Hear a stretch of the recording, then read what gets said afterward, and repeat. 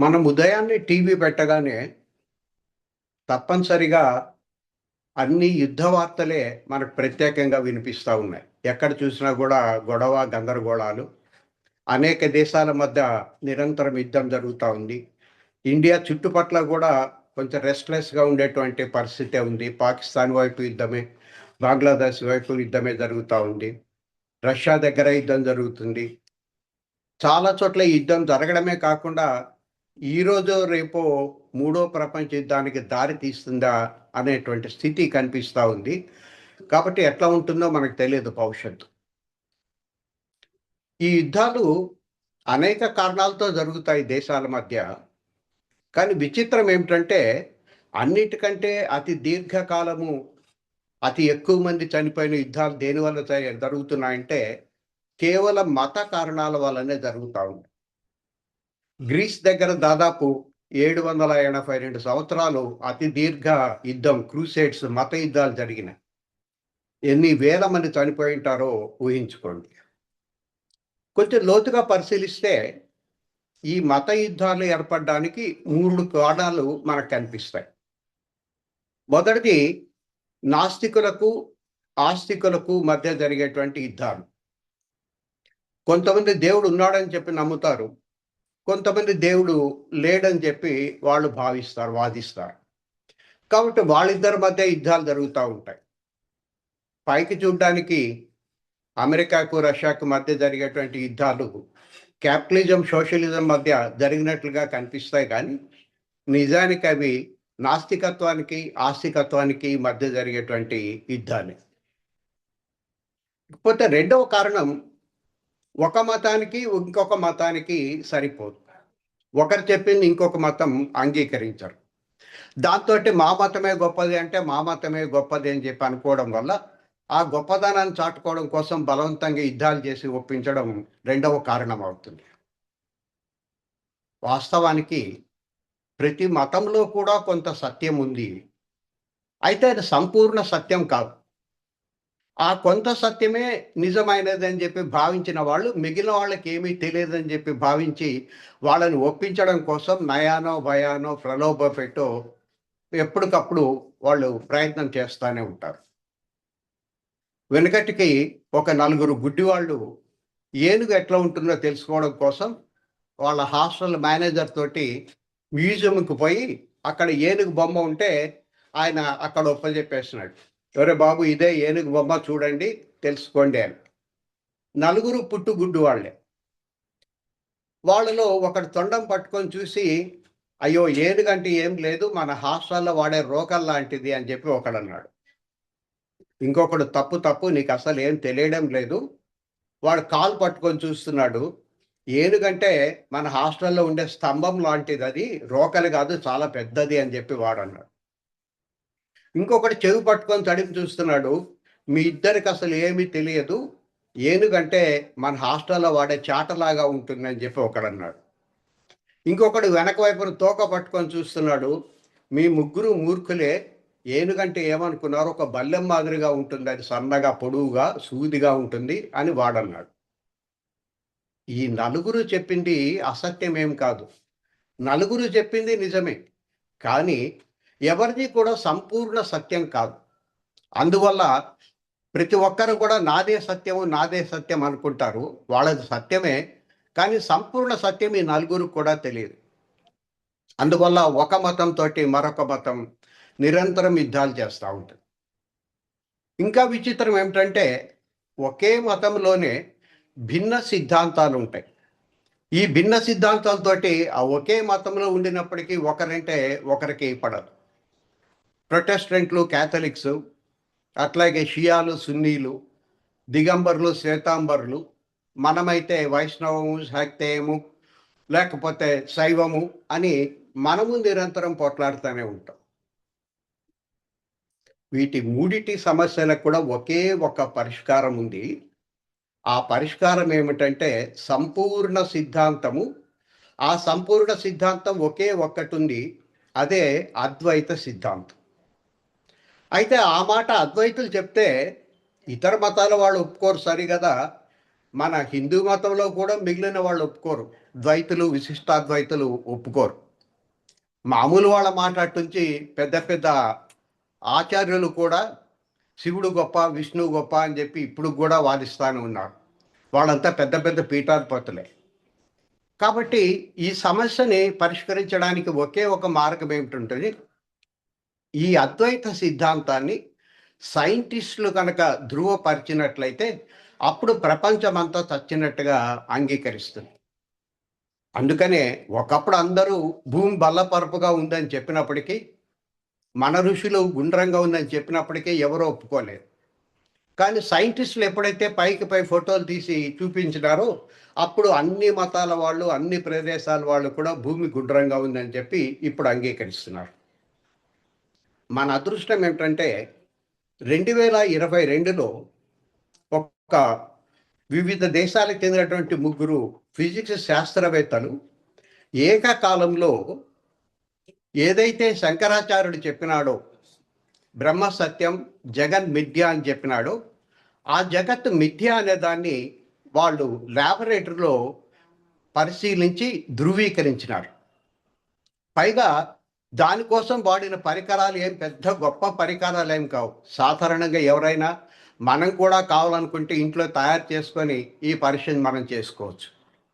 అట్లా చేసుకోవడానికి అవకాశం ఇచ్చేదే భగవద్గీత కాబట్టి ఒక్క భగవద్గీతను మాత్రమే గీతా శాస్త్రము అని చెప్పి పిలుస్తాం.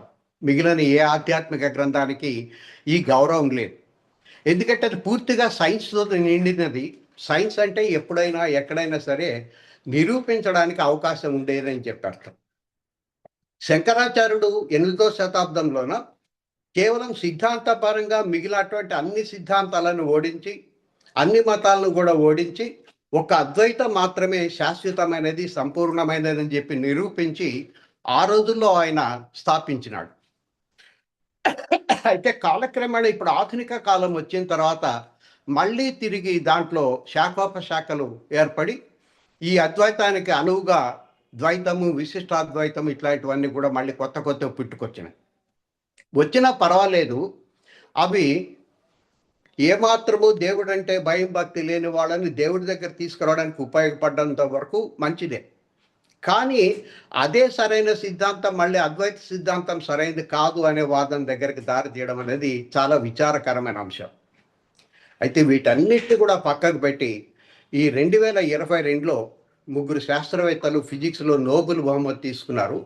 వాళ్ళు చేసినటువంటి ఒక ఎక్స్పెరిమెంట్ని డబుల్ స్లిట్ ఎక్స్పెరిమెంట్ అని చెప్పి అంటారు. అది మనకి యూట్యూబ్లో అందుబాటులో ఉంది. తెలుగుబడి క్వాంటమ్ అని కనుక టైప్ చేసినట్లయితే అది మనకు యూట్యూబ్లో దొరుకుతుంది. దాని లింక్ కూడా మనకు ఆల్రెడీ మన గ్రూప్లో పెట్టాను. కాకపోతే ఇప్పుడు ఆ యూట్యూబ్లో ఉన్నటువంటి దాంట్లో 3 భాగాలు ఉన్నాయి. నేను కేవలం మధ్య భాగం మాత్రమే తీసుకొని ఈ డబుల్ స్లిట్ ఎక్స్పెరిమెంట్ని ఒకసారి మీకు చూపిస్తాను. అది కొంచెం తొందరగా చెప్తాడు కాబట్టి మీకు అర్థం కాకపోవచ్చు. కానీ పరిశీలన కోసము, వివరణ కోసం దాన్ని ఒకసారి చూడండి. నేను తర్వాత మళ్ళీ తిరిగి మీకు ఎక్స్ప్లెయిన్ చేస్తాను. కొంచెం ఓపిక బట్టి శ్రద్ధగా చూడండి.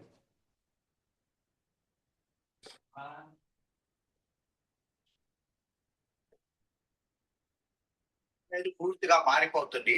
ఈ భావన మార్చింది ఈసారి ఋషులు లేకపోతే వేదాంతులు కాదు, శాస్త్రవేత్తలు మార్చబోతున్నారు. శంకరాచార్యుడి సిద్ధాంతానికి దగ్గరగా వచ్చి చెప్పబోతున్నారు. కొంచెం జాగ్రత్తగా దయచేసి పరిశీలించండి. అవసరమైతే మళ్ళీ తర్వాత చూడండి. స్టార్ట్ చేయండి. కొంచెం జాగ్రత్తగా షూట్ చేసే కారణం ఉంది. సింగిల్ స్లిట్ అంటే మధ్యలో పొడవ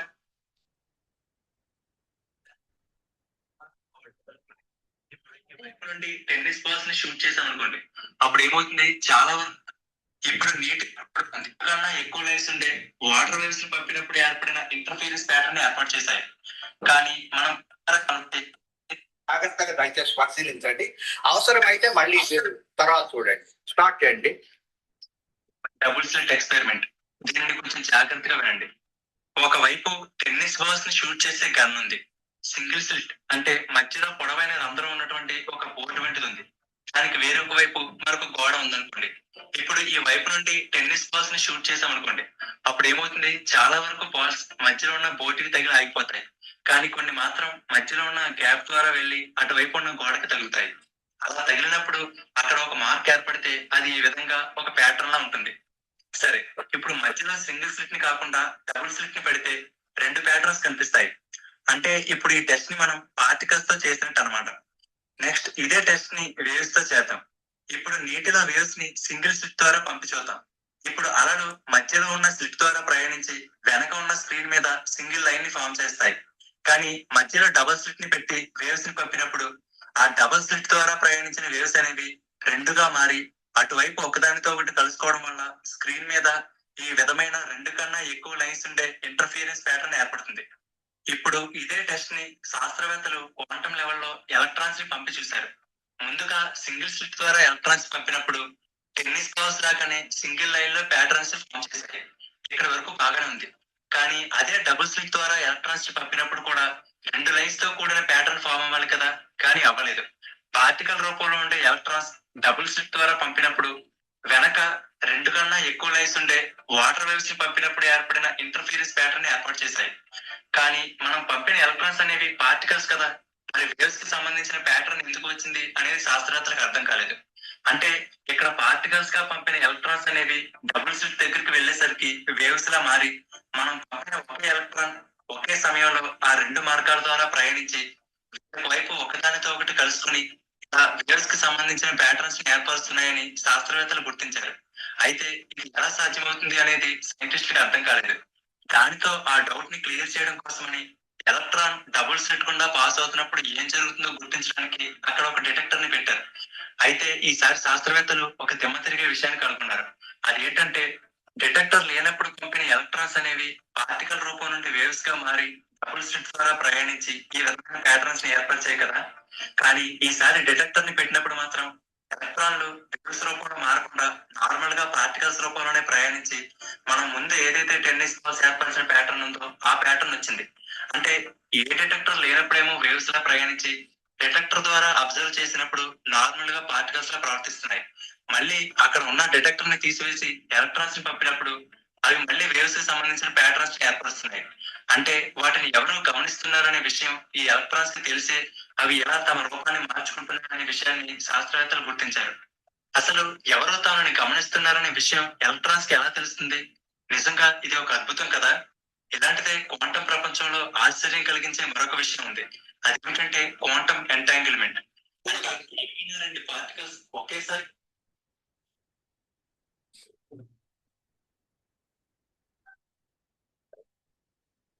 కొంచెం స్పీడ్గా చెప్పడం వల్ల మీరు అర్థం చేసుకోవడానికి కొంచెం ఇబ్బంది పడి ఉంటారు. కొంచెం మెల్లిగా మీకు ఎక్స్‌ప్లెయిన్ చేస్తాను ఇది. ఇక్కడ ఒక పెద్ద బోర్డ్ ఒకదాన్ని ఉంచారు. బ్లాక్ బోర్డ్ లాంటిది. దీనికి ముందు ఒక పల్చటి రేకు ఒకటి ఉంది. ఈ పల్చటి రేకుకి మొదట్లో ఒకే ఒక సన్నటి చీలిక లాంటి రంధ్రాన్ని ఏర్పాటు చేస్తున్నారు. ముందు దీంట్లోంచి నీళ్ళని పంపించినారు.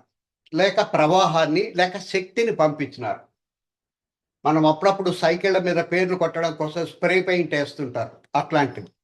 ఇక్కడ వెనక నుంచి దండిగా వాటర్ ఫోర్స్ వేస్తే ఇక్కడంతా తగిలి పడిపోతుంది. కానీ సన్నటి సందులోంచి దూరి యువతలకు వచ్చి ఒక నిలువు గీత స్పష్టంగా కనిపిస్తుంది బోర్డు మీద.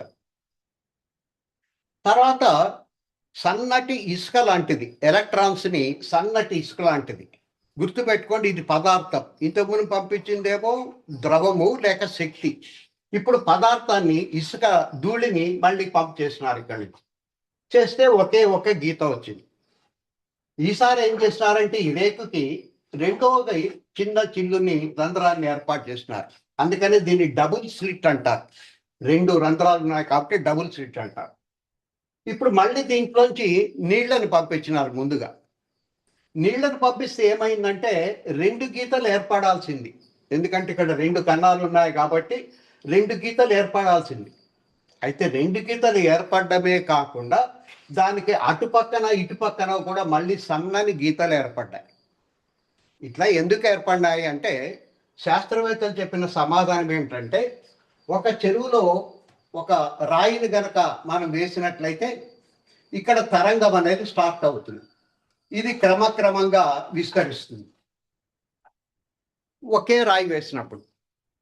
అట్లకప్పుడు ఒకేసారి 2 రాళ్ళను గనక వేసినట్లయితే ఇక్కడ ఒక తరంగం ఏర్పడుతుంది, ఇది విస్తరిస్తుంది. కొంతసేపటికి 2 తరంగాలు ఒకదానొకటి గుద్దుకుంటాయి. దాంతో మళ్ళీ పక్కన తరంగాలు ఏర్పడతాయి. అందుకని 2 గీతలు కాకుండా మళ్ళీ పక్కన కూడా విడివిడిగా ఏర్పడుతున్నాయన్న సంగతి గ్రహించినారు. మనం కూడా చెరువులు చూసినప్పుడు ఈ తరంగం ఆ తరంగం కొట్టుకొని మళ్ళీ కొత్త తరంగం ఏర్పడడం గమనించుంటాం. కాబట్టి ఒక తరంగమైనప్పుడు ఒక గీతే పడుతుంది. 2 తరంగాలు కనుక అయినట్లయితే ఒకదాన్ని ఒకటి గుద్దుకోవడం వల్ల అనేక గీతలు ఇక్కడ బోర్డు మీద ఏర్పడుతుంది. ఇప్పుడు ఇదే ఎక్స్పెరిమెంట్ని ద్రవంతో కాకుండా, అంటే శక్తితో కాకుండా, వస్తువుతోటి లేక ఇసుక రేణువులతోటి లేక ఎలక్ట్రాన్లతోటి చేద్దాము అని చెప్పి అనుకున్నాను.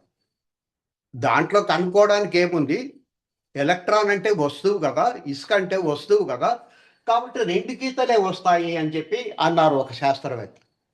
కాదు చేసి చూద్దాం ఏం పోతుంది, ఎట్లా 2 కణాలు పెట్టాం కదా, ఒకసారి దాన్ని కూడా పంపించి చూద్దామని అనుకున్నారు. పంపించినారు, ఇక్కడ నుంచి ఇసుక రేణువులను పంపించినారు. పంపిస్తే వాళ్ళు ఊహించింది ఏమిటంటే ఇది వస్తువు కాబట్టి 2 గీతలే ఏర్పడతాయి అని చెప్పి అనుకున్నారు. అయితే ఇక్కడ విచిత్రం ఏమిటంటే 2 గీతలు ఏర్పడడానికి బదులుగా ద్రవం ప్రవహించినప్పుడు ఎట్లయితే 5-6 గీతలు ఏర్పడినాయో పక్కన, అట్లాగే మళ్ళీ ఏర్పడింది. ఇది శాస్త్రవేత్తలకు అర్థం కాదు. మనం అనుకున్నది ఒకటి, అక్కడ జరిగింది ఒకటి. మనం పంపించింది వస్తువు అయితే అది శక్తి మాదిరి కనిపిస్తూ ఉంది, ద్రవం మాదిరి ప్రవహించి కనిపిస్తూ ఉంది. ఇది ఎట్లా సాధ్యమైంది అనేది వాళ్ళకి అర్థం కాలేదు.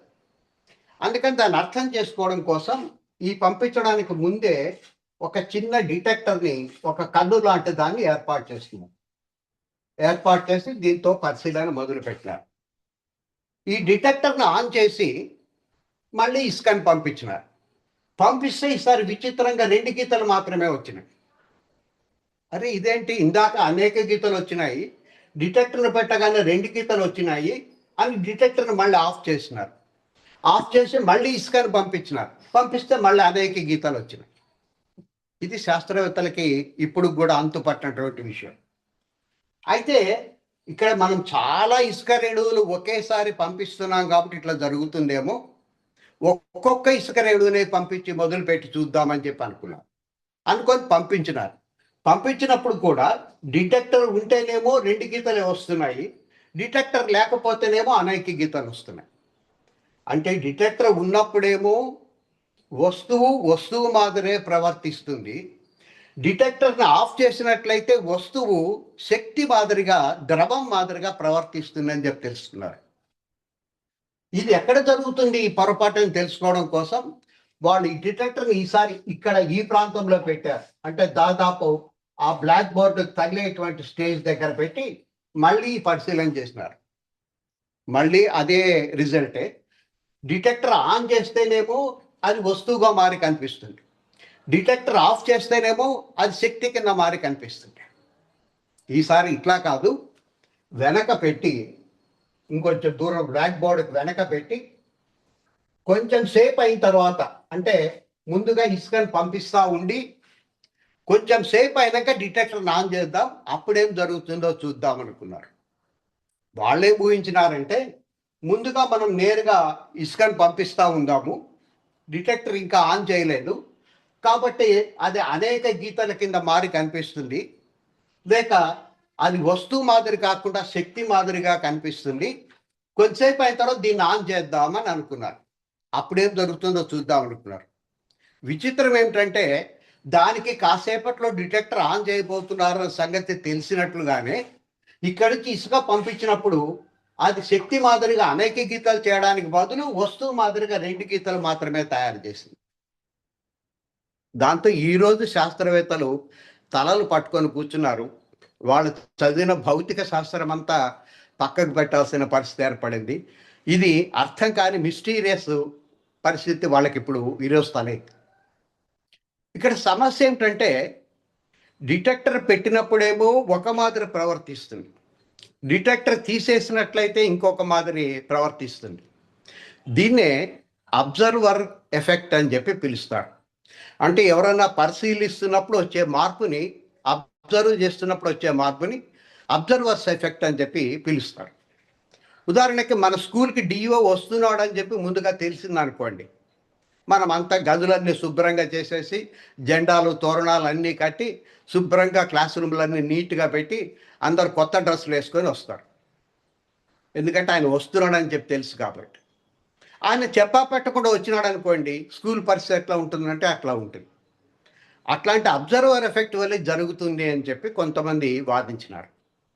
అయితే వాళ్ళలోనే ఒక శాస్త్రవేత్త ఏమన్నాడంటే, ఇప్పుడు ఈ ఎక్స్పెరిమెంట్ చేస్తున్నప్పుడు మనం ఈ ల్యాబొరేటరీలో డిటెక్టర్ పెట్టినాం, బాగానే ఉంది. కానీ చుట్టూ ఉండే ప్రపంచాన్ని ఒకసారి చూడండి, అక్కడ డిటెక్టర్ ఏం లేదు. మరి ఈ తెల్ల బోర్డు కనిపిస్తూ ఉంది, అక్కడ పక్కన గోడలు కనిపిస్తున్నాయి, మిగిలిన పదార్థాలు కనిపిస్తున్నాయి, మరి డిటెక్టర్ ఎక్కడుంది?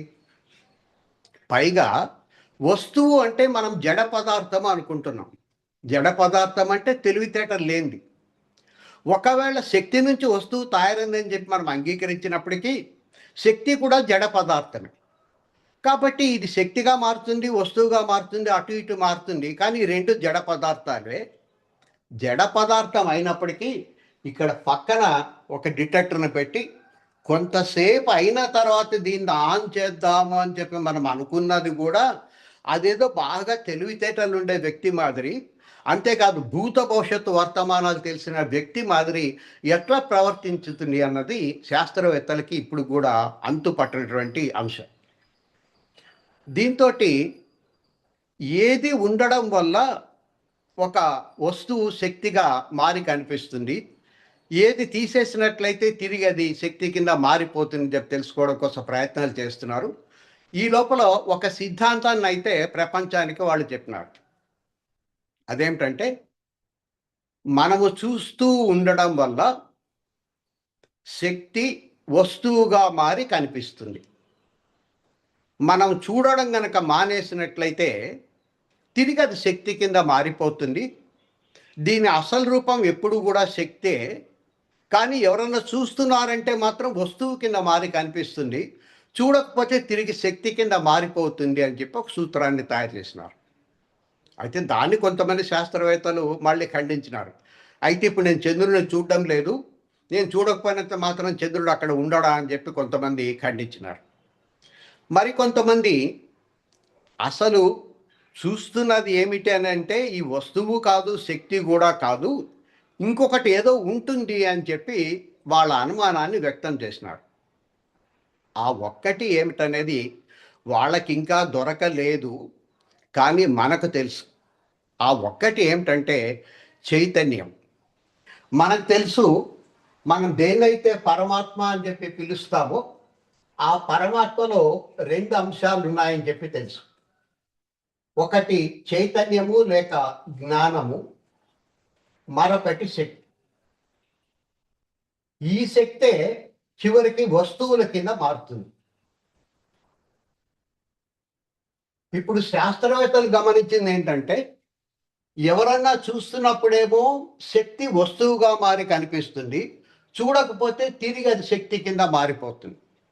ఎవరైనా నాటకం చూస్తున్నారు అన్నట్లయితే ఈయన కండక్టర్ అని చెప్పి అనుకుందాం, కానీ నాటకంలో కలెక్టర్ వేషం వేస్తున్నాడు. నాటకం జరుగుతున్నంతసేపు ఈ కలెక్టర్ మాత్రం ప్రవర్తిస్తాడు, నాటకం అయిపోగానే తిరిగి కండక్టర్ అయిపోతాడు అనే మనకు తెలుసు. అయితే ఇక్కడ చూస్తున్నది ఎవరు అనేది శాస్త్రవేత్తలకు తెలియదు, కానీ మనకు తెలుసు, అది చైతన్యం. చైతన్యం అంటే పూర్తిగా జ్ఞాన స్వరూపం.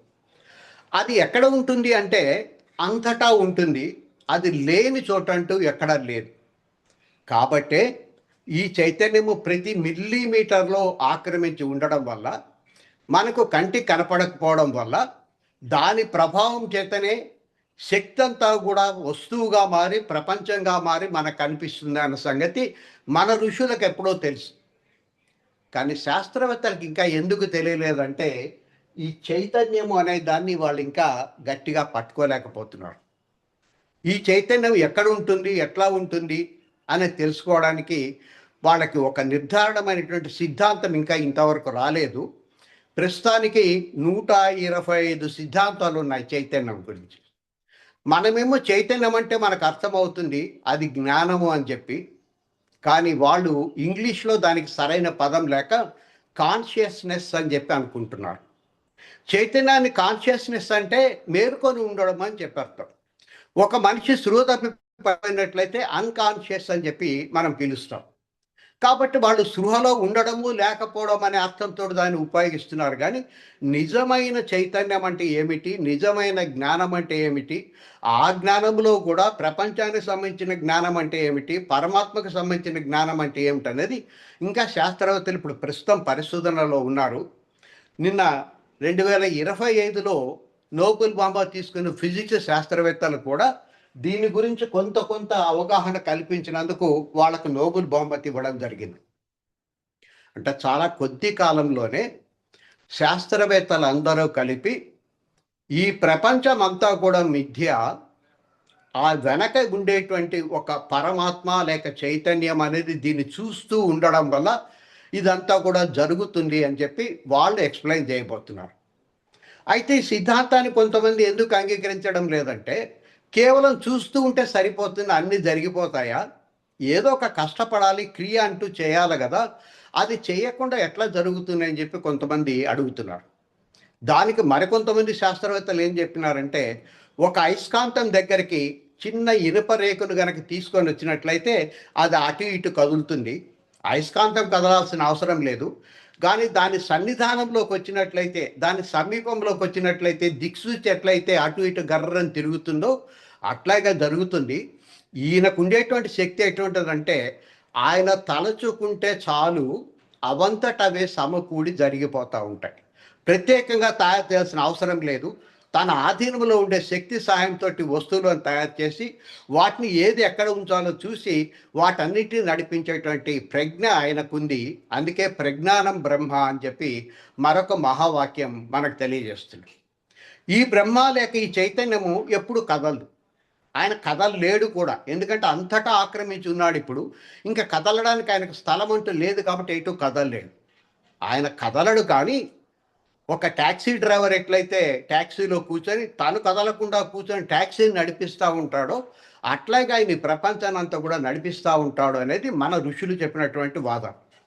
ఇప్పుడు శాస్త్రవేత్తలు దానికి కొంచెం సమీపంకి వచ్చినారు. అయితే ఇంకా కొంతకాలం పడితే కానీ వాళ్ళు పూర్తిగా మన సిద్ధాంతాన్ని అర్థం చేసుకోవడానికి వాళ్ళకి సాధ్యం కాదు.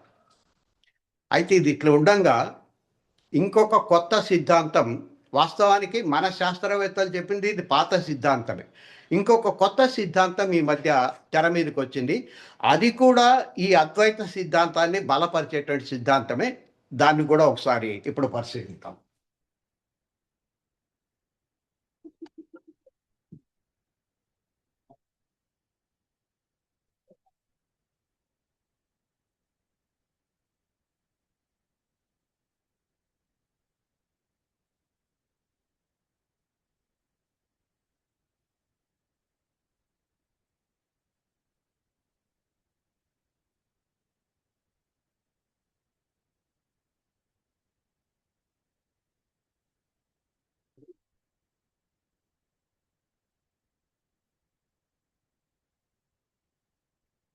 ఇది శంకరాచార్యుడు చెప్పినటువంటి అద్వైత సిద్ధాంతం యొక్క మూల సిద్ధాంతం.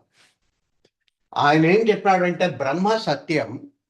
ఇక్కడ బ్రహ్మ అంటే త్రిమూర్తుల బ్రహ్మ కాదు, త్రిమూర్తులను కూడా సృష్టించి నిరాకారమైనటువంటి పరబ్రహ్మ, ఆయన మాత్రమే సత్యం.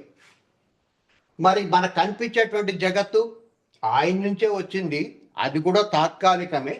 ఆ జగత్ అంతా కూడా మిథ్య అన్న సంగతి ఆయన వివరించినాడు. దీన్ని అర్థం చేసుకోవడం కోసం మొదట మనం ఏం నిర్వచనం ఇచ్చినామంటే, బ్రహ్మ సత్యం అంటే ఇది శాశ్వతమైనది కాబట్టి దీన్ని సత్యం అని అంటున్నాం.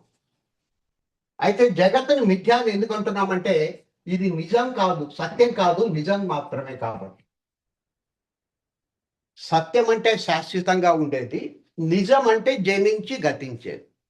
ఈ ప్రపంచంలో జనించినటువంటి ప్రతి వస్తువు, ప్రతి ప్రాణి, ప్రతి మనిషి కూడా తిరిగి నశించాల్సిందే. కాబట్టి ఇది నిజం అని చెప్పి మొట్టమొదట ఒక నిర్వచనాన్ని ఇచ్చినాం. తర్వాత రెండవ నిర్వచనాన్ని ఇచ్చినాం. అదేమిటంటే బ్రహ్మ సత్యం అంటే శాశ్వతమే, జగత్ మిథ్య అంటే ఎందుకు మిథ్య అంటున్నామంటే నిజానికి ఇక్కడ వస్తువులు లేవు, అది శక్తి కాబట్టి అని చెప్పి అన్నాం. దానికోసం ఎడిసన్ చెప్పినటువంటి మనము E=mc² సూత్రాన్ని ఉపయోగించుకున్నాం. Energy = mass, E=mc². ఈ mc² పక్కన పెట్టినట్లయితే ఎనర్జీ అంటే శక్తి = పదార్థం. కాబట్టి పదార్థము శక్తి రెండు ఒకటే. ఆ శక్తి గడ్డ కడితేనే అది వస్తువు కింద మారి కనిపిస్తుంది. కాబట్టి ఎందుకు జగత్తును మిథ్య అన్నారంటే మీరు ఏదైతే వస్తువులు ప్రపంచం అని చెప్పి చూస్తున్నారో నిజానికి అవి వస్తువులు కాదు, గడ్డ కట్టిన శక్తి మాత్రమే అని చెప్పడం కోసం ఈ వాదాన్ని వినిపించినారు. ఇప్పుడు ప్రస్తుతం వస్తున్నటువంటి కొత్త వాదం ఏమిటంటే, వాస్తవానికి ఇది కొత్తది కాదు, చాలా దీర్ఘకాలం నుంచి ఉన్నదే. ఈ చివరి వాదాన్ని చెప్పే ముందు, ఇదే చివరిది, ఒక చిన్న గాథను మనం తెలుసుకోవాల్సి ఉంటుంది.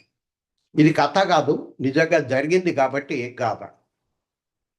వెనకటికి జనక మహారాజు, జనకుడు అంటే జానకీదేవి తండ్రి, ఆయన శ్రీరామచంద్రమూర్తికి మామగారు కూడా.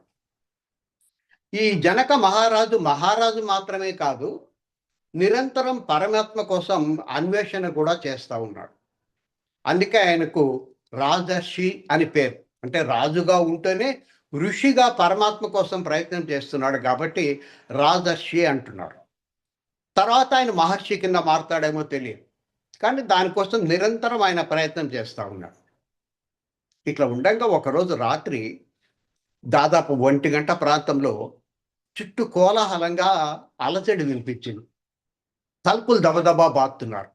సామాన్యంగా ఎవరు ఆయన డిస్టర్బ్ చేయరు, కానీ తలుపులు బాతున్నారంటే ఏదో ప్రత్యేకమైన పరిస్థితి అని చెప్పి తలుపులు తీశాడు. మహారాజా శత్రుదేశపు రాజులంతా వచ్చి ఆక్రమించుకున్నారు. రాత్రిపూట యుద్ధం చేయాలన్న నీతిని వదిలిపెట్టేసి మొత్తము చుట్టుపక్కల అంతా వాళ్ళు ఆక్రమించేస్తున్నారు, నగరాన్ని అంతా ఆక్రమించుకున్నారు. ఇంకా మరి కొద్దిసేపట్లో ఒక 10-15 నిమిషాల్లో వాళ్ళు అంతఃపురంలో కూడా చొరబడతారు. కాబట్టి మీరే ఏదో ఒక మార్గం చూడాలి అన్నారు. రాజుగారికి పాపం పాల్గొలే. కనీసం పోయి మహారాణిని రక్షిద్దామని చెప్పి అనుకున్నా కూడా అక్కడికి పోయి వచ్చే లోపల తను అక్కడ కనుక ఉన్నట్లు దొరికితే తనతో పాటు మహారాణిని కూడా చంపేస్తారు. అది ఆయనకి ఇష్టం లేక ప్రతి రాజుగారి సేనాగారంలో ఒక రహస్యపు ద్వారం ఒకటి ఉంటుంది. అది కేవలం ఆయనకు, ఆయన సంతానానికి మాత్రమే తెలుస్తుంది. ఆ రహస్యపు ద్వారం తెచ్చుకొని మనం జీవించుంటే తర్వాత మళ్ళీ రాజ్యాన్ని వశపరచుకోవచ్చు అని చెప్పి ఆ ద్వారం గుండా బయటికి వెళ్ళిపోయినాడు ఆయన. పోయేటప్పుడు అది రోజు వాడేటువంటి దారి కాదు కాబట్టి నిండా ముళ్ళు, చీకటి, మురికి నీరంతా చేరిపోయింది, వర్షపు నీరంతా చేరింది. అది సరిగా నిర్మించిన కట్టడం కాదు కాబట్టి తెలియకుండా అక్కడక్కడ కొండలు అవన్నీ కూడా ఇక్కడ అక్కడ గీసుకొని పోతున్నాయి. చాలా భయంకరమైన పరిస్థితుల్లో పాపం ఆయన దాదాపు ఒక 2 యోజనాలు నడక చేసి తర్వాత పక్క రాజ్యంలో బయట ఎక్కడో శివాలయం కనుక తేలినాడు. అది అక్కడ రహస్య మార్గం అక్కడికి చేరుస్తుంది. విపరీతమైన ఆకలేస్తుంది ఆయనకు, చీకటి, ఏమి కనపడడం లేదు. మెల్లిగా అడుగులు వేసుకుంటూ కాళ్ళలో ముళ్ళు విపరీతంగా గుచ్చుకొని పోయినాయి. ఇక్కడ ఇవన్నీ కూడా కొండరాళ్ళు గీసుకొని పోయినాయి. పైన రాయి తగిలి పాపం బొప్పి కట్టిపోయింది, తల నొప్పి విపరీతంగా ఉంది. అట్లాగే పాపం మెల్లిగా నడుస్తూ పోతుంటే కొంత దూరం పోయిన తర్వాత కొంచెం తెల్లవారేటప్పుడు ఒక పల్లెటూరు కనిపించింది. ఆ పల్లెటూరులో ఆ పైన పెద్ద గోపురంతో ఒక దేవాలయం కూడా కనిపించింది. అక్కడికి పోతే కనీసం ఏదైనా తినడానికి పెడతారు, తాగడానికి పెడతారని చెప్పి పోతూ మొదటి ఇల్లు కనిపించిన చోట అమ్మ ఏదన్నా ఉంటే కొంచెం పెట్టండి అని అడిగినాడు. భవతి భిక్షాందేహి అని అడిగినాడు. కానీ అమ్మ ఇవాళ అయ్యా ఏకాదశి, మేమందరం ఉపవాసమే, అందరికీ ఆలయంలోనే భోజనాలు, అది కూడా మధ్యాహ్నం నివేదన చేసిన తర్వాత పెడతారు, కాబట్టి ఎవరింట్లో ఏం దొరకదన్నారు. సరే అని పాపం ఆయన గుడి దగ్గరికి వెళ్ళిపోయినాడు నేరుగా. పోతే అక్కడ బాగా చిత్రాన్నం తయారు చేసి పెట్టినారు, గుమగుమలాడుతూ ఉంది. మొదటి వరుస తెల్లటి అన్నంలో చిత్రాన్నం తయారు చేసి పక్కన పెట్టి మళ్ళీ 2వ వరుస తెల్లటి అన్నం తయారు చేయడం కోసం వాళ్ళు ప్రయత్నం చేస్తున్నారు బ్రాహ్మణుడు. ఈయన ఆకలి పట్టలేక గబాలను పోయి కొంచెం చిత్రాన్ని తీసుకొని నోట్లో పెట్టుకున్నాడు. అప్పుడే పాపం అనుకోకుండా ఒక పూజారి చూసినాడు. ఈ వంట అతను చేసే అతను చూసినాడు. వచ్చి అతనికి విపరీతమైన కోపం వచ్చింది. ఎందుకంటే ఆ దేవుడికి ఇంకా నివేదన చేయకముందే చేయబెట్టేసినాడు, అశుద్ధమైపోయింది. మళ్ళీ మొత్తం తయారు చేయాలని చెప్పి ఆ చేసి వంట అతనికి ఎంత కోపంగా ఉంటుంది. వచ్చి ఇతని మెడ పట్టుకొని అక్కడ తొట్టి ఉంటే, నీళ్ల తొట్టి ఉంటే నీళ్ల తొట్టిలో ముంచేసినాడు. పాపం రాజుగారు ఊపిరాడక గిలగిల గిలగిల కొట్టుకున్నాడు. కొట్టుకున్నప్పుడు మెలకువ వచ్చింది. తీరా చూస్తే అతను ఎక్కడికి పోలేదు, తన అంతఃపురంలోనే ఉన్నాడు. ఇది కళ అని చెప్పి అర్థమైంది అందుకు. ఆ కళలో ఉన్నంతసేపు అది నిజమేనే అనిపిస్తుంది. అంతేకాదు, ఈ కళలోంచి అతను బయటకు వచ్చిన తర్వాత కూడా అతనికి కాళ్ళలో ఇంకా ముళ్ళు గుచ్చుకున్నట్టుగా ఫీలింగ్ ఉంది. ఇక్కడ గీసుకొని పోయి రక్తాలు కారుతున్న ఫీలింగ్ ఉంది. కానీ అక్కడ రక్తం ఏం లేదు. పైన తల ఇంకా నొప్పిగానే కనిపిస్తుంది. నొప్పి లేదు కానీ నొప్పి మాత్రం కనిపిస్తుంది. దిక్కుతోచని స్థితిలో ఉదయం సభకు వచ్చి కూర్చున్నాడు. కూర్చొని ఇట్లా జరిగింది, రాత్రి నాకు కళ వచ్చింది అన్నాడు. అయితే ఈ కళ యొక్క అర్థం ఏమిటి అని చెప్పి అతను అడగలే. అది నిజమా లేకపోతే ఇది నిజమా అని చెప్పి అడగడం మొదలుపెట్టినాడు. ఎందుకంటే అది నిజం కాదని తెలుసు ఇప్పుడు. ఎందుకంటే కళలోంచి బయటకు వచ్చినాడు, అది నిజం కాదు, కళే. కానీ ఇంకా నాకెందుకో కాళ్ళల్లో ముళ్ళు గుచ్చుకున్నట్టుగా, పక్కన రక్తాలు కారుతున్నట్టుగా, తల నొప్పిగా ఉన్నట్టుగా ఉంది. మరి అది నిజం కాకపోతే ఈ నొప్పి నాకెందుకు ఉంది అని. పోనీ ఇక్కడ ఆస్థానంలో నేను కూర్చొని ఉన్నాను కదా, అవన్నీ లేకుండా పోవాలి కదా, మరి పోకుండా ఎందుకు ఆ నొప్పి ఇట్లాగా ఉంటుంది? ఈ సభలో నేను కూర్చున్నది నిజమా లేకపోతే ఆ కళ నిజమా అని చెప్పి అతను అడుగుతున్నాడు. పాపం ఎవరికి సమాధానం చెప్పడానికి సాధ్యం కాదు. అప్పుడు అదే సమయంలో అష్టావక్రుడు అనేటువంటి ఒక 12 సంవత్సరాల ఋషి, బాలుడే కానీ ఋషి అతను సభలోకి ప్రవేశించినాడు. ఈ అష్టావక్రుడు వాస్తవానికి ఏకపాదుడు అనేటువంటి ఒక పెద్ద మహర్షి యొక్క కొడుకు. అతని భార్య సుజాత ఏకపాదుడికి. ఈ అష్టావక్రుడు కడుపుతో ఉండగా పాపం వంట వార్పాన్ని చేసుకొని వచ్చి ఆ పర్ణశాలలో కూర్చొని గురువుగారి శిష్యులకు పాఠాలు చెప్తుంటే ఆమె కూడా పక్కన కూర్చొని అట్లా వింటూ ఉండేది. ఒక్కసారి ఈ ఏకపాదుడు ఏదో తప్పు చెప్పినాడు. ఈ లోపల ఉండే గుడ్డోడు ఊరుకోవచ్చు కదా, తప్పు తప్పు అని గట్టిగా అరిచినాడు. దాంతో పాపం ఏకపాదుడు కోపం వచ్చింది. అది విడిగా తర్వాత చెప్తే పర్వాలేదు, శిష్యుల ముందు తప్పని చెప్పేసరికి ఆయన చాలా అవమానం అయిపోయింది. నువ్వు అష్టావక్రుడై పుట్టు అని చెప్పి ఆయనే శాపం ఇచ్చినాడు కొడుక్కి. దాంతో మామూలుగా ఉండే చేతులు ఇట్లా కాకుండా వంకర్లు తిరిగిపోయి, కాళ్ళు వంకర్లు తిరిగిపోయి 8 చోట్ల వంకర టింకర్లుగా ఉండేటట్లుగా అతను జన్మించినాడు. తర్వాత కాలంలో మళ్ళీ తన తండ్రి యొక్క శాపాన్ని అతనే తీసేస్తాడు. అటువంటి అష్టావక్రుడు ఇక్కడికి వచ్చినాడు. వస్తే ఇతని ఆకారాన్ని చూసి అందరూ సభలో నవ్వడం మొదలుపెట్టినారు. నవ్వితే కాసేపు వాళ్ళందరినీ నవ్వనిచ్చి ఈయన నవ్వడం మొదలుపెట్టినాడు. అప్పుడు వాళ్ళు అడిగినారు, నీ ఆకారం అంత వింతగా ఉంది, మాకు నవ్వు వచ్చింది, మేము నవ్వడం సహజమే, నువ్వెందుకు నవ్వినావు అని చెప్పి అడిగినారు.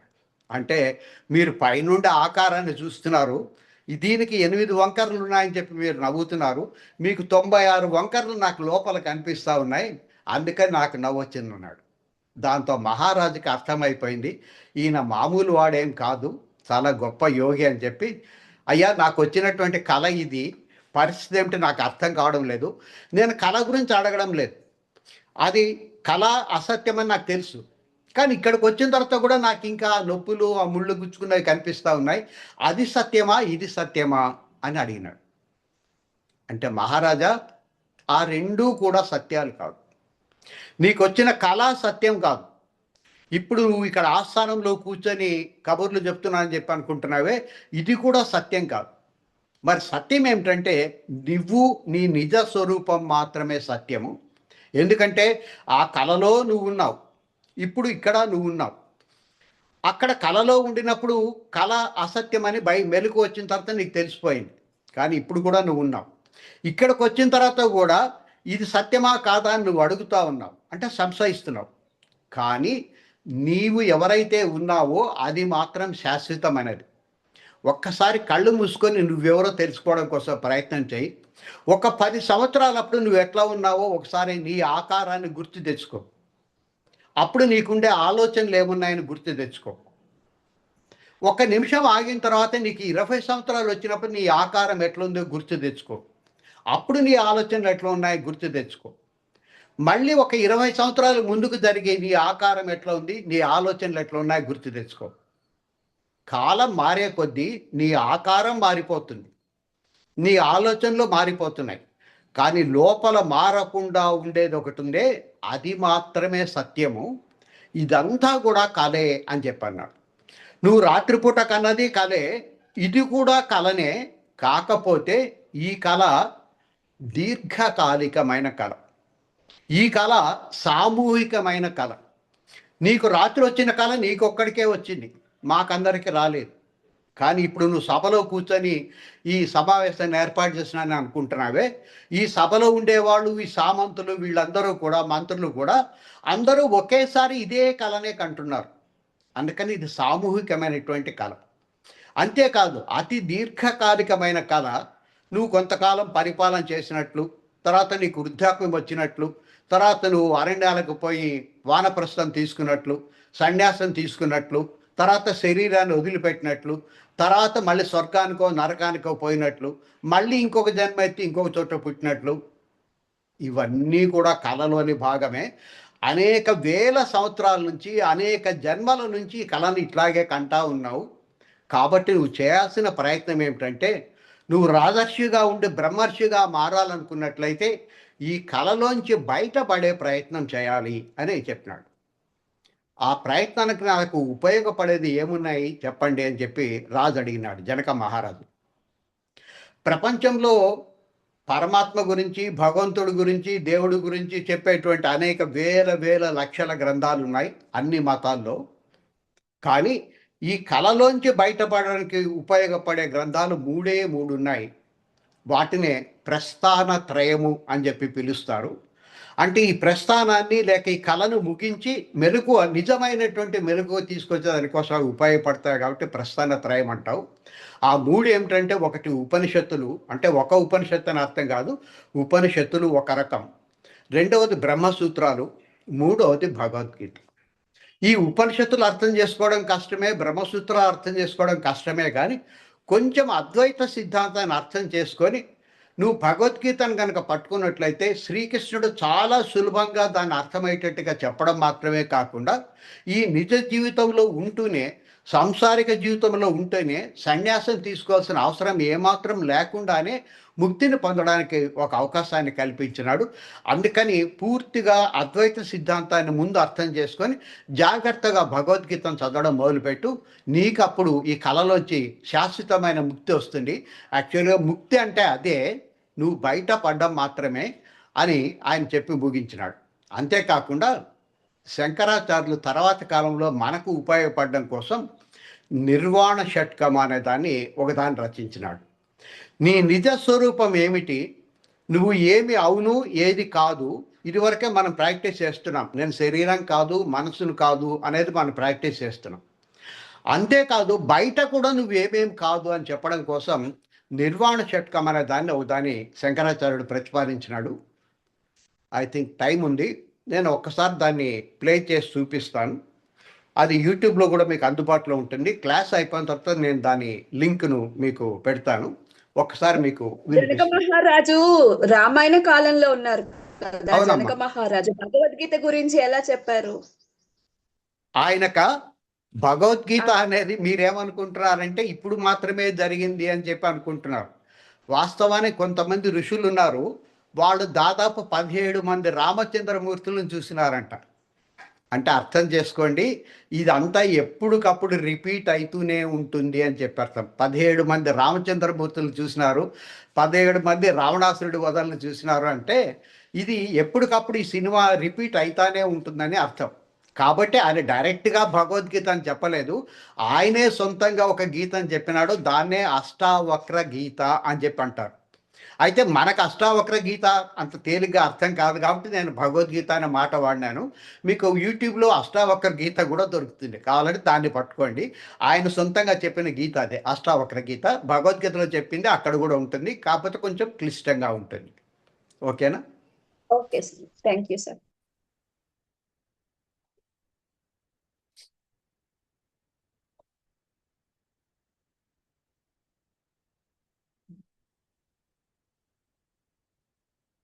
లేకపోతే ఒక పని చేద్దాం, ఈ పూటకి నేను సెషన్ ఇక్కడ క్లోజ్ చేస్తాను. రేపు దాని గురించి ఎక్స్ప్లెయిన్ చేస్తాను. మీకు ఏమైనా సందేహాలు ఉంటే అడగండి. ఎందుకంటే ఇది కొంచెం సబ్జెక్ట్ హెవీ అయిపోయింది కాబట్టి ఇక్కడ ఏదైనా మీకు క్లారిటీ అవసరం కావచ్చు. రేపు గురుగారు దానికి చెప్పేది చాలా చాలా అంటే డీప్ గా అనిపిస్తుంది, ఆ, మంచిగా అనిపిస్తుంది. కానీ గుర్తుంచుకోవడం అనే కాన్సెప్ట్ కి కొంచెం భయం కూడా అవుతుంది. ఆ లోపలికి అంటే వింటున్నాం, అర్థం అవుతుంది, కానీ మరీ లోపలికి వెళ్ళలేకపోతుంది. యాక్సెప్టెన్స్ అనేది చేయలేకపోతుంది. కరెక్టేనమ్మా. దీనికి కారణం ఏమిటంటే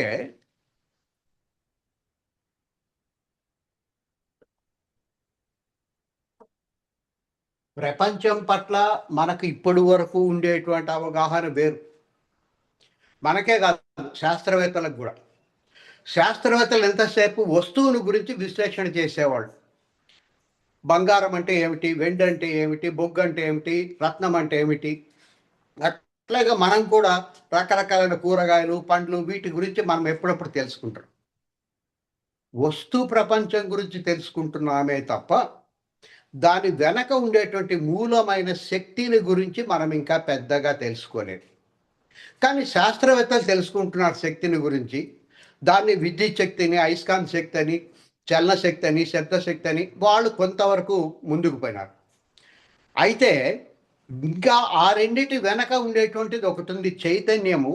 ఆ చైతన్యాన్ని ఇంకా మనం పూర్తిగా అర్థం చేసుకోలేదు. శాస్త్రవేత్తలకు ఇంకా అస్సలు కొరకుడు పడలే, మనకన్నా కొంచెం అవగాహన ఉంది. కాబట్టి ఇవి ఒక్కసారి వినగానే వంట పట్టవు. కారణం ఏమిటంటే మనం చూసేది ఒక మాదిరిగా ఉంది, ఇక్కడేమో అది కాదు ఇంకొకటి అని చెప్తున్నారు. వెంటనే మనసు అంగీకరించడానికి కొంత టైం తీసుకుంటుంది.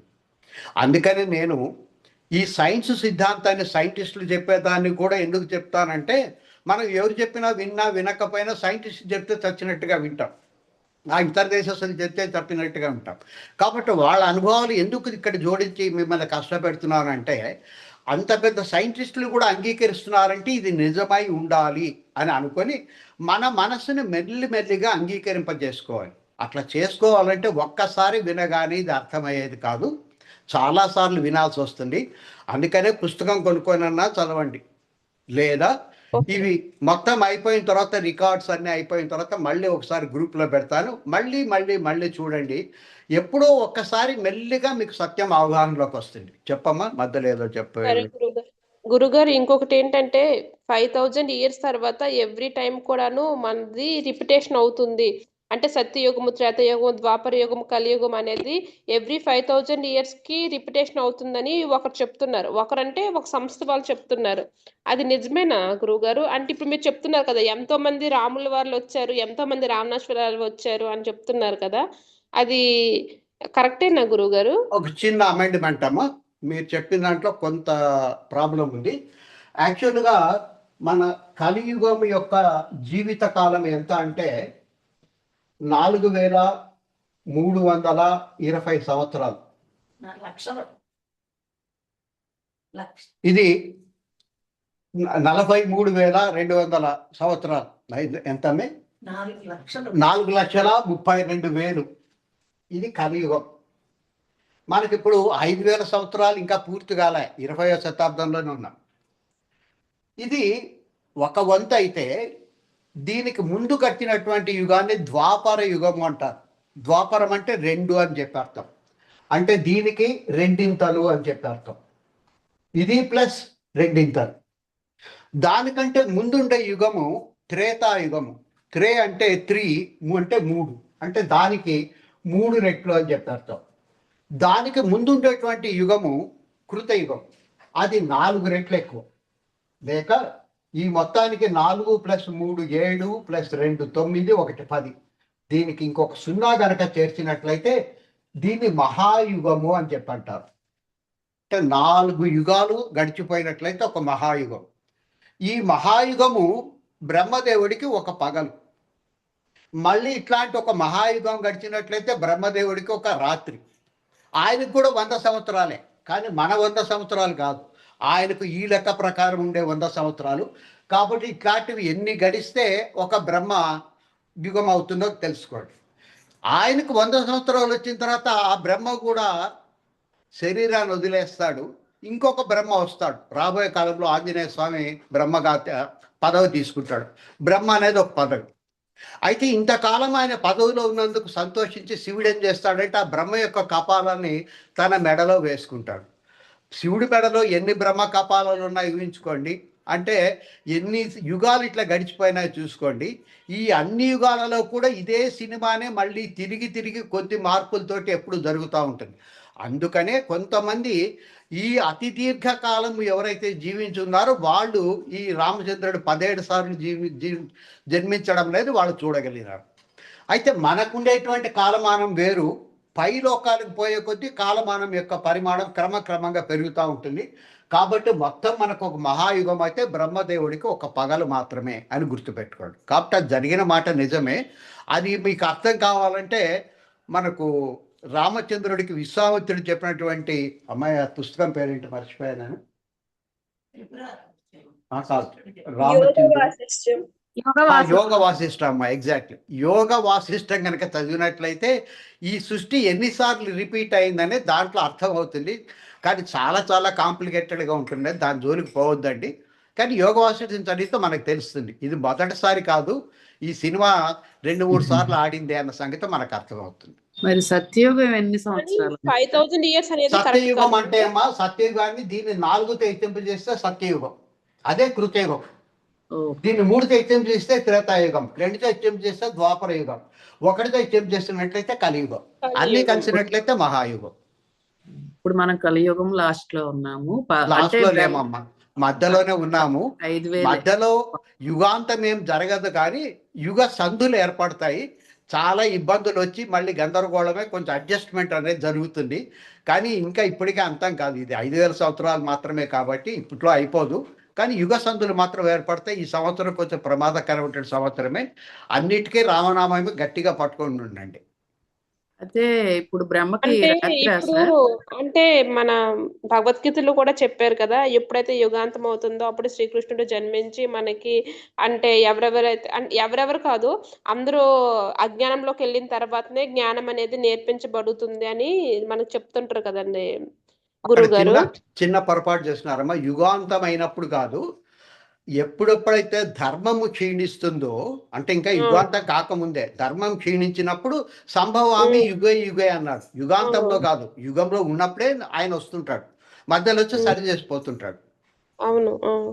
అది అంటే ఇప్పుడు అధర్మం ఎక్కువ అవుతుంది. అంటే మామూలుగా మనం బయట ప్రపంచం చూస్తే మనకు తెలుస్తుంది, అధర్మం అనేది పెరుగుతుంది. కాబట్టి ఈ టైంలోనే భగవంతుడు అనేవారు వస్తారు, మళ్ళీ అదే మీరు చెప్పినట్టు మళ్ళీ సెట్ చేస్తారంటారు. అది ఇదే టైమా, లేకపోతే ఇంకా దీనికన్నా దారుణంగా ఉంటుందా? కాదమ్మా, చిన్న అమెండ్మెంట్.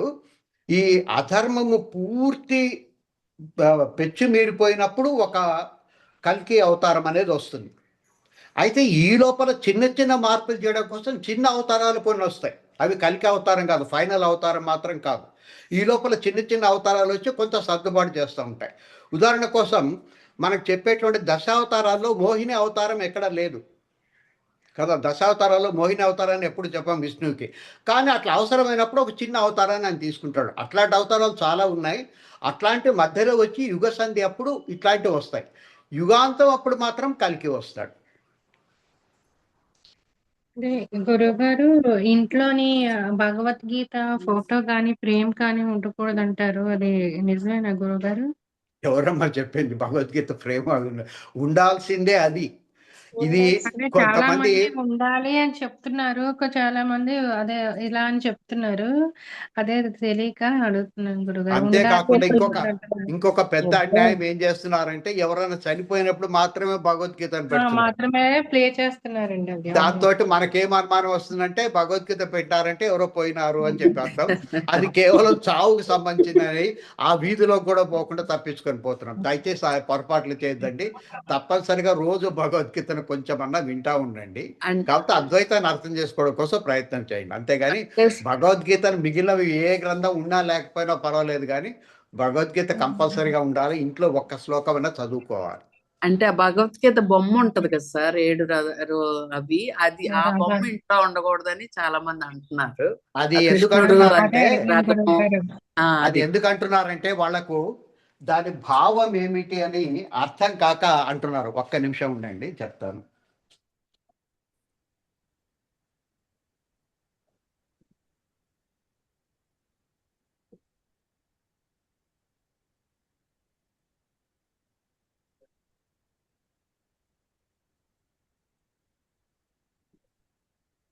మామూలుగా ఫోటోలో ఇది నా పుస్తకమే, ఇది కాకుండా ఏ ఫోటో చూసినా కూడా ఇదే మీకు కనిపిస్తుంది. ఇద్దరు మనుషులు కనిపిస్తారు. ఒకరు మీకు తెలుసు కృష్ణుడు, ఇంకొక ఆయన అర్జునుడు. ఈ రెండు కాకుండా ఇంకేమన్నా కనిపిస్తున్నాయి మీకు దీంట్లో? రథం, అశ్వాలు కనిపిస్తున్నాయి కదమ్మా. ఈ శ్రీకృష్ణుడు అర్జునుడికి ఉపదేశం చేస్తున్నాడు, కానీ ఏం చేస్తున్నాడు అనేది మనకు వినపడదు. కానీ ఆ పక్కనుండే రథాన్ని కనుక గమనించినట్లయితే ఆయన ఏం చెప్తున్నాడు అన్న సంగతి కూడా మనకు తెలుస్తుంది. ఆయన ఏం చెప్తున్నాడంటే, ఆ పక్కనుండే రథం ఉందే అది తనంతట తాను నడవలేదు, గుర్రాలు కట్టి ఉంటాయి, 5 గుర్రాలు ఉంటాయి, అవి పంచ జ్ఞానేంద్రియాలు, వాటికి నడపడానికి వీలుగా దానికి తాళ్ళు బిగించి ఉంటాయి. ఈ తాళ్ళని కనుక మన ఆధీనంలో ఉంచుకోకపోతే ఈ రథం ఇష్టం వచ్చినట్టుగా పోయి పడిపోతుంది. అట్లాగని ఆ తాళాన్ని నీ చేతిలో కనుక ఉంచుకున్నట్లయితే, అంటే మనస్సు చేతిలో కనుక ఉంచినట్లయితే నీ మనసు చెప్పినట్టుగా వీని పాడైపోవడానికి అవకాశం ఉంది. నా చేతిలో పెట్టు, నేను రథసారథిగా ఉంటాను, ఇది నేను బుద్ధిని అని ఆయన చెప్తున్నాడు. ఇంత గొప్ప విషయాన్ని చెప్పేటువంటి పటాన్ని ఇంట్లో పెట్టుకోకపోతే ఇంకా దేన్ని పెట్టుకుంటాం చెప్పండి? అదేమనుకుంటున్నారంటే భగవద్గీత చెప్తున్నాడని అనుకుంటున్నారు అందరూ. భగవద్గీత చెప్తున్నాడని అనుకుంటున్నారు. కానీ ఆయన చెప్పేది ఏంటంటే, నీ చేతిలో కళ్ళాలు పెట్టుకోవద్దు, నా చేతిలో పెట్టేసేయి, ఆ బుద్ధి చేతిలో కళ్ళాలు పెట్టు, నేను రథాన్ని నడిపిస్తానని చెప్పి ఆయన చాలా స్పష్టంగా చెప్తా ఉన్నాడు. అది మనం అర్థం చేసుకోవడం లేదు. ఇదంతా ఎందుకోసం వచ్చిందంటే, ఆర్టికల్ 30 ప్రకారము మన బళ్ళల్లోన, మన కాలేజీల్లోన మన మత గ్రంథాల గురించి చెప్పడానికి అవకాశం లేకుండా పోయింది.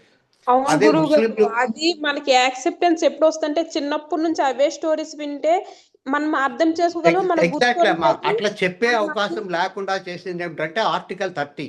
దాని ప్రకారం చర్చిల్లో, మసీదులో వాళ్ళ మత గ్రంథాలు బోధించవచ్చు అని ఉంది. కానీ మనం బోధించకూడదని చెప్పి దాన్ని ఇర్రెగ్యులర్గా చెప్పి మనకు ఆ మత గ్రంథాల గురించి లేకుండా చేసినారు. ఇప్పుడు మోదీ గారు వచ్చినారు కాబట్టి భవిష్యత్తులోనైనా సరే మెల్లిమెల్లిగా మన సంస్కృతి మనం తెలుసుకునే అవకాశం ఏర్పడుతుంది. మనకు టైం అయిపోయింది, ఈ పూటకి సెలవు తీసుకుందాం. రేపు ఇంకొంచెం డీప్ సబ్జెక్ట్లోకి ఎంటర్ అవుతాం.